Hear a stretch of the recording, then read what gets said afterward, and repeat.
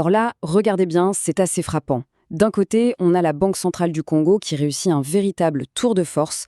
Le dollar américain perd 25% de sa valeur face au franc congolais. C'est énorme. En parallèle, le prix du pétrole sur le marché international chute de plus de 7%. Logiquement, on devrait tous s'attendre à une vraie bouffée d'air frais sur les prix, n'est-ce pas? Eh bien, pas du tout.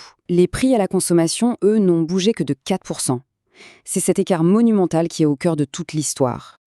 Alors, pour y voir plus clair, voici comment on va avancer. D'abord, on va poser le problème, ce fameux paradoxe. Ensuite, on va jouer les détectives et chercher les causes.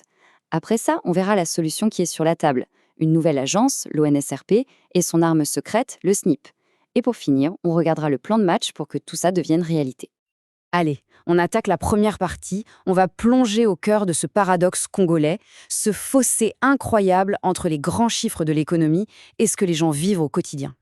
C'est vraiment le choc de deux mondes. D'un côté, on a une victoire pour la Banque centrale. Elle a réussi à stabiliser la monnaie, ce qui, en théorie, aurait dû calmer l'inflation et faire baisser les prix. Mais de l'autre côté, dans la vraie vie des ménages, c'est une toute autre histoire.